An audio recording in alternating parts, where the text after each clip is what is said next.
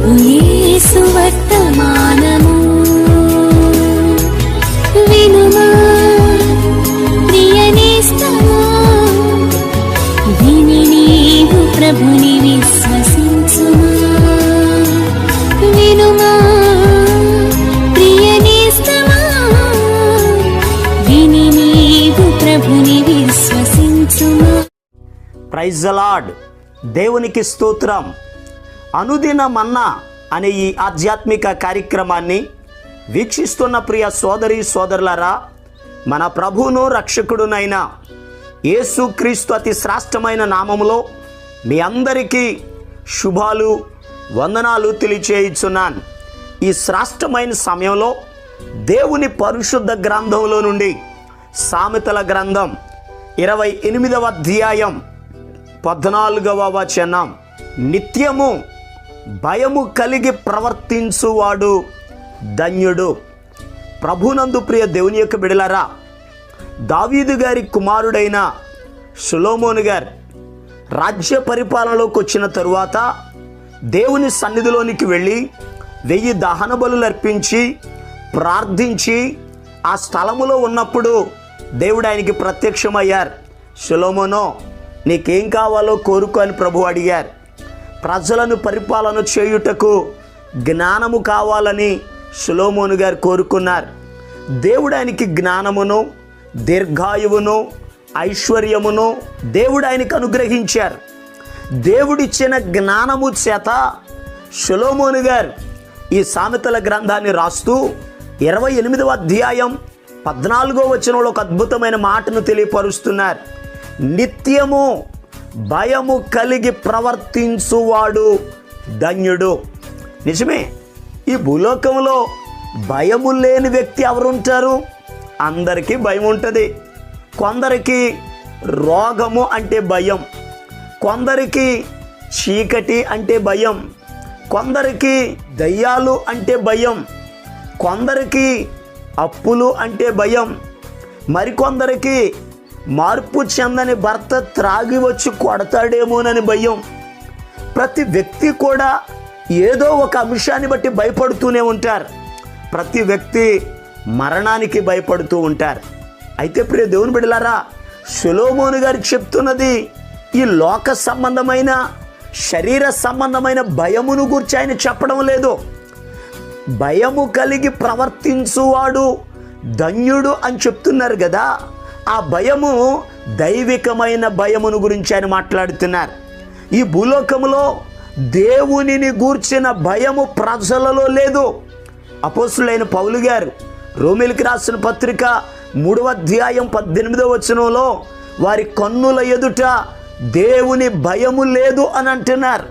నిజమే, ఈ భూలోకములో ఉన్న మనుషులు శరీర సంబంధమైన విషయములను గురించి, శరీర సంబంధమైన మనుషులను గూర్చి భయపడుతున్నారు, కానీ దేవుని గూర్చి భయపడేవారు తక్కువైపోయారు. అందుకే యేసు ప్రభు వారు కూడా చెప్పారు. మత్తయి సువార్త 10వ అధ్యాయము 28వ వచనంలో ప్రభు చెప్పారు, ఆత్మను చంపనేరక దేహమునే చంపు వారికి భయపడకుడి గాని ఆత్మను దేహమును కూడా నరకములో నశింపచేయగల వానికి మిక్కిలి భయపడుడి అని ప్రభు చెప్పారు. నిజమే ప్రియ దేవుని బిడ్డలారా, యేసయ్యకు మనం భయపడాలి. దేవునిని గూర్చి నిత్యము మనము భయము కలిగి ఈ భూలోకములో మనం భక్తి చేయాలి, భయము కలిగి ప్రవర్తించాలి. ఈరోజు ఒక వ్యక్తి దేవునికి భయపడితే వచ్చే మేలేమిటో పరిశుద్ధ గ్రంథంలో నుండి ధ్యానం చేద్దాం. చూడండి, కీర్తనల గ్రంథం 19వ కీర్తన 9వ వచనం, యెహోవా యందైన భయము పవిత్రమైనది. ప్రియ దేవుని బిడ్డలారా, ఒక మనిషి దేవునికి భయపడితే ఆ దైవికమైన భయము పవిత్రతలోనికి తీసుకెళ్తుంది. ఒక మనిషిని పరిశుద్ధుడిగా చేస్తుంది. పాపము చేయకుండా, దేవునికి విరోధమైన పనులు చేయకుండా ఒక వ్యక్తి పవిత్రముగా, పరిశుద్ధుడుగా, నిర్దోషిగా ఒక మనిషి జీవించాలి అని అంటే ఆ మనిషికి దేవుడు అంటే భయం ఉండాలి. భయం ఉన్నప్పుడు తప్పు చేయం, భయం ఉన్నప్పుడు తప్పుగా మాట్లాడం, భయం ఉన్నప్పుడు మన జీవితంలో చాలా యథార్థవంతులుగా మనం బ్రతుకుతాం. యేసు ప్రభు సిలువలో వేలాడుతున్నప్పుడు ఒక ప్రక్కనున్న దొంగ మాట్లాడుతున్నాడు, నువ్వు దేవుడు అయితే, నువ్వు దేవుని కుమారుడు అయితే నిన్ను నీవు దించుకుని నన్ను కూడా దించు అని అన్నాడు. మరొక ప్రక్కనున్న రెండవ దొంగ వెంటనే మొదటి దొంగతో మాట్లాడుతున్నాడు, మనకైతే ఇది న్యాయమే, మనము చేసిన వాటికి తగిన ఫలమును పొందుతున్నాము, నీవు దేవునికి భయపడవా? దేవుడంటే నీకు భయం లేదా? మన ఇద్దరం దొంగతనం చేశాం, మనకి శిక్ష సమంజసమే. ఆయన దేవుడు, ఆయన ఏ తప్పు చేయలేదు, ఆయన పరిశుద్ధుడు, ఆయన ఎదుట ఇలా మనం మాట్లాడకూడదని రెండవ వాణిని గద్దించెను అని బైబిల్లో రాయబడి ఉంది. ఈరోజు నిజమే ప్రియ దేవుని బిడ్డలారా, దైవికమైన భయము మనం కలిగి ఉన్నప్పుడు మనం పరిశుద్ధంగా ఉంటాం, మన మాటలు పరిశుద్ధంగా ఉంటాయి, మన చూపులు పరిశుద్ధంగా ఉంటాయి, మన ఆలోచనలు పరిశుద్ధంగా ఉంటాయి. తప్పు చెయ్యాలి అంటే భయపడతాం, పాపమునకు దూరముగా పారిపోతాం. అలా పారిపోవాలి అంటే హృదయంలో దైవికమైన భయం ఉండాలి. పరిశుద్ధ గ్రంథంలో యోసేపు అనే ఒక యవనస్తుడు ఉన్నాడు. ఈ యోసేపు ఐగుప్తు దేశానికి వెళ్ళిన పోతీఫర్ గారి ఇంటిలో ఉన్నాడు.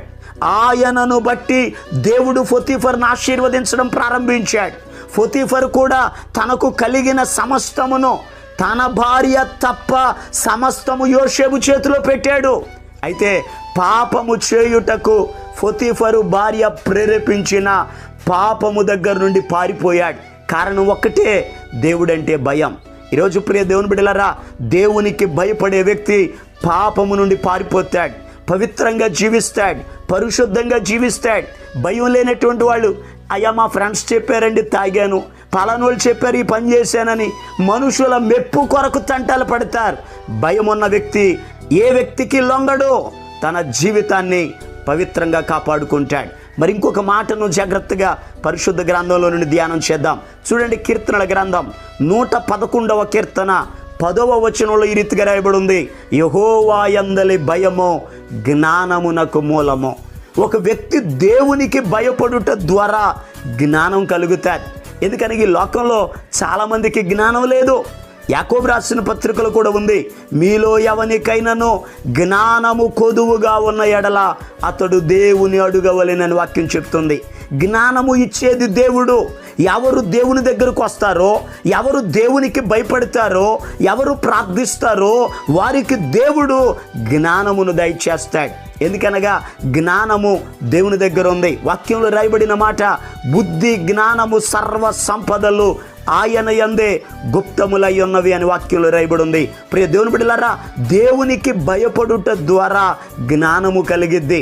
మరి ఇంకొక మాటను పరిశుద్ధ గ్రంథంలో నుండి చదువుదాం. చూడండి, యెషయా గ్రంథం 33వ అధ్యాయం 6వ వచనంలో రాయబడి ఉంది, యెహోవా యందలి భయము ఐశ్వర్యము అని వాక్యంలో రాయబడి ఉంది.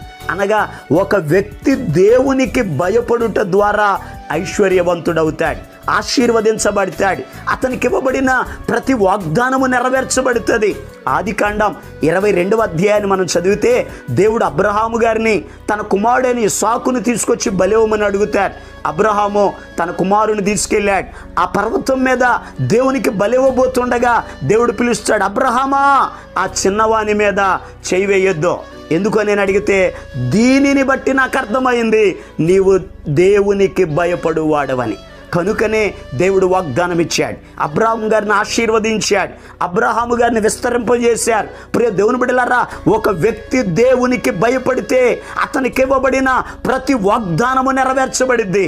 దేవుడు అతనిని ఆశీర్వదిస్తాడు, అతని జీవితంలో అద్భుతాలు చేస్తాడు. ఊజు అనే దేశంలో యోబు అనే ఒక మనుషుడు ఉన్నాడు. అతని గురించి వాక్యం చెప్తుంది, దేవునికి భయపడేవాడు, దేవుని యందు భయభక్తులు కలిగిన వాడు. అందుకే దేవుడు యోబుని ఆశీర్వదించాడు. ఈరోజు ఆశీర్వదించబడాలని ఆశ ఉంది, మంచిదే. దేవునికి భయపడుతున్నారా? ఈరోజు భయము కలిగి మీరు ప్రవర్తిస్తే ధన్యులైపోతారు. భయము కలిగిన వ్యక్తి జీవితంలో పవిత్రత ఉంటుంది. భయము కలిగిన వ్యక్తికి జ్ఞానం అనుగ్రహించబడుతుంది. భయము కలిగిన వ్యక్తి ఆశీర్వదించబడతాడు. మనం కూడా మన జీవితంలో దేవునికి భయపడుతూ భక్తి చేస్తూ మన జీవిత యాత్రను ముందుకు కొనసాగిద్దాం. దేవుడి మాటలను మన వెనుకడులు ఆశీర్వదించును గాక. ఆమేన్. ప్రార్థన చేసుకుందాం. తలల వంచండి, కళ్ళు మూసుకోనండి. దేవుడు మీకు పరిశుద్ధతను, జ్ఞానమును, ఐశ్వర్యమును అనుగ్రహించినట్లు ప్రార్థన చేస్తాను. మహాపరిశుద్ధుడును ప్రేమ కలిగిన మా పరమ తండ్రి, నీ బిడ్డలను దీవించండి అయ్యా. ఈ దినమంతయు కూడా నీ బిడ్డల పనులలో, ప్రయాణాలలో మీరు తోడై ఉండండి. ప్రతి బిడ్డ కూడా నీకు భయపడాలి. ఈ లోకంలో ప్రతి దానికి మేము భయపడుతున్నాం, కానీ భయపడవలసిన నీకు మాత్రం భయం లేకుండా జీవిస్తున్నామయ్యా. నీకు భయపడినప్పుడే నువ్వు మమ్మల్ని ఆశీర్వదిస్తావు, జ్ఞానం ఇస్తావు, పరిశుద్ధతనిస్తావు అయ్యా. నీవు మమ్మలను కాపాడుతావు ప్రభువా. నీ బిడ్డలు నీకు భయపడి అయ్యా నీ సన్నిధిలో ప్రభు ఆశీర్వదించబడే కృపను గ్రహించండి. సమస్త మహిమ, ఘనత, ప్రభావాలు మీరు మాత్రమే పొందుకొనమని యేసు క్రీస్తు అతి పరిశుద్ధమైన నామం పేరట ప్రార్థన చేసి అడిగి పొందుకొని ఉన్నాము తండ్రి.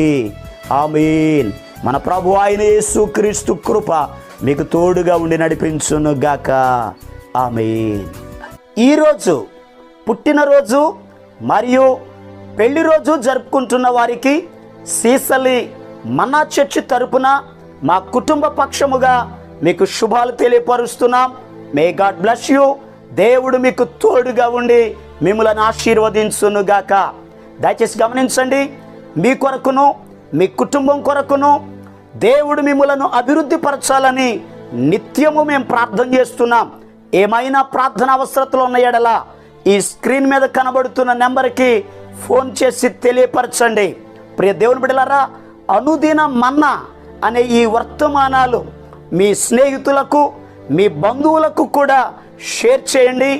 మన్నా చర్చ్ సీసలి అనే ఈ యూట్యూబ్ ఛానల్ను సబ్స్క్రైబ్ చేయండి.